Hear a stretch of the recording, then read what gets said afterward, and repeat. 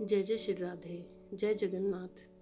न बुझाएं न चरण बड़ी बड़ी आंखें। पुरी के जगन्नाथ मंदिर में ईश्वर का स्वरूप ऐसा क्यों है? संस्कृतियों, त्योहारों और रहन सहन की विविधता वाले अपने देश में कुछ त्योहार और उनकी रीतियां ऐसी हैं जो कि विश्व प्रसिद्ध हैं। भगवान के जिस स्वरूप के दर्शन होते हैं वह है इनकी कड़ियाँ कृष्ण कथा से जुड़ती हैं।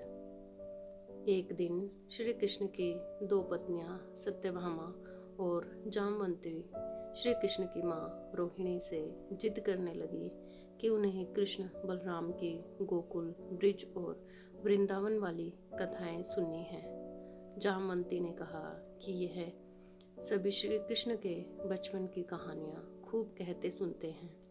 वही सत्यभामा कहने लगी कि मैंने तो राधा की भी कहानियाँ सुनी हैं। मैंने रुक्मणी दीदी से पूछा तो वह भी हंसकर टाल देती हैं।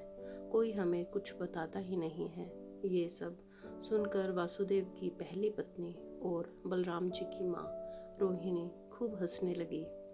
पहले तो उन्होंने मना किया, लेकिन जब दोनों की बहुएं बहुत जिद करने लगी तब उन्होंने कहा कि ठीक है, मैं तो तुम दोनों को कृष्ण की बाल लीलाएं सुनाऊंगी, लेकिन ध्यान रहे कि ये कथा कृष्ण और बलराम के कानों में न पड़ जाए। अगर ऐसा हुआ तो दोनों ही इस कथा में इतना डूब जाएंगे कि फिर से ब्रिज की ओर ही चले जाएंगे। तब तुम सभी कुछ नहीं कर सकते और कुछ नहीं कर पाएंगे। इस पर सत्यभामा प्रसन्न होते हुए बोली, आप चिंता ना करें, मेरे पास एक योजना है। हम सभी एक दिन रेवतक पर्वत पर माँ अंबिका के पूजन के लिए चलेंगे। सुहागिनी स्त्रियों के इस पूजन के लिए सभी इकट्ठा होंगी और इस तरह हमें एकांत भी मिल जाएगा। ऐसी योजना बनाकर द्वारिका के राजमहल की सभी बहुएं श्री कृष्ण की बाल कथा सुनने के दिन का इंतजार करने लगी। तय दिन सभी बहुएं रोहिणी माँ के साथ रेवतक पर्वत पर देवी अंबिका के मंदिर पहुंची।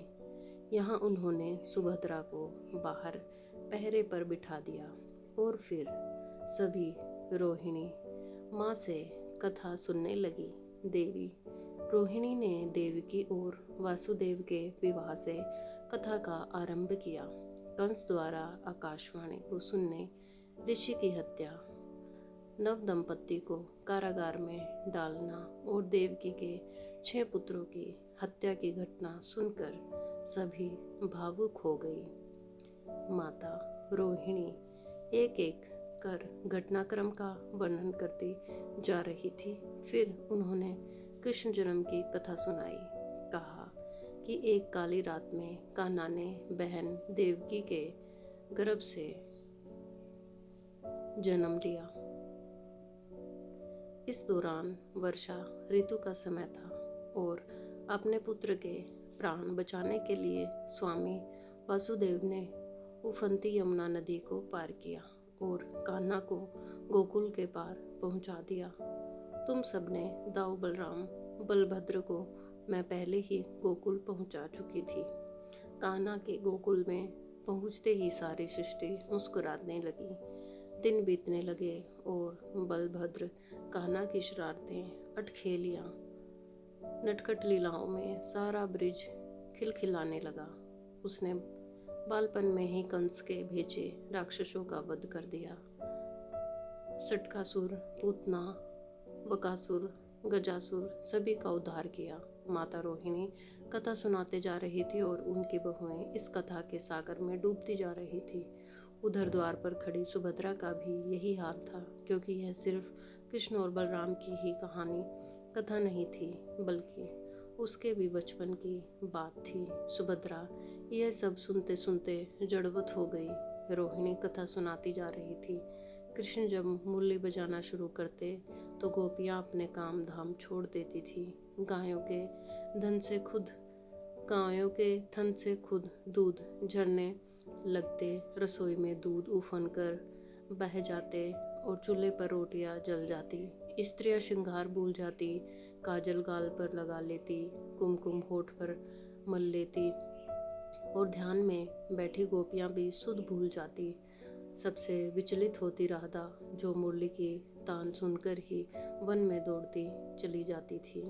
उधर राजमहल में राज परिवार की स्त्रियों के न होने से हलचल मच गई। कृष्ण बलराम ने सुना तो किसी अनिष्ट की आशंका से खुद सुभद्रा व अन्य सभी को खोजते हुए रेवतक मंदिर तक पहुंच गई। वहां उन्होंने सुभद्रा को जड़ स्थिति में खड़े देखा तो वे भी वहीं खड़े हो गए। उधर माता रोहिणी अपनी कथा सुनाने में ही मगन थी। अपनी बाल कथाएं सुनते सुनते तीनों भाई बहन जड़वत हो गए। उनके अस्तित्व खोने लगे, नेत्र फैलने लगे, हाथ पैर लुप्त प्राय में लग रहे थे। ऐसा लगता था कि जैसे शरीर से कोई धारा ही फूट पड़ी हो। बाल लीला का प्रसंग उधर जारी था और इधर श्री कृष्ण अपने बड़े भाई और बहन के साथ परम लीला कर रहे थे। इतने में देवऋषि नारद वहां पहुंचे। प्रभु को इस रूप में देखकर वह भी विहल हो गए।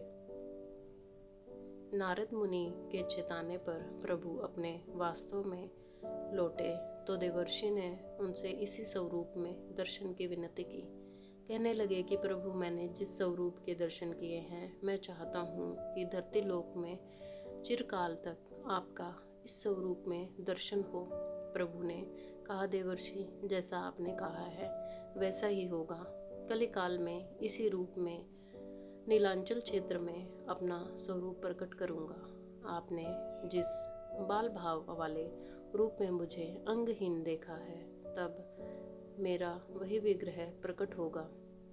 मैं स्वयं अपने भक्तों को दर्शन देने के लिए उनके बीच जाऊंगा। अपने भाई बहन के साथ मेरा ये स्वरूप जगन्नाथ के नाम से जाना जाएगा। श्री कृष्ण के दिव्य वाक्यों के अनुसार कलयुग में उसी दिव्य स्वरूप के विग्रह ने प्रकट होकर जगन्नाथ प्रभु के रूप में भक्तों को दर्शन दिया। रथ यात्रा के स्वरूप में भगवान जगन्नाथ अपने भाई बलभद्र व बहन सुभद्रा के साथ भक्तों के बीच आते हैं। उनके हाथ पैर नहीं हैं, केवल आंखें ही आंखें हैं, ताकि वे अपने भक्तों को जी भरकर देख सकें। जय जय श्री राधे, जय जगन्नाथ। बलदेव सुभद्रा की जय हो।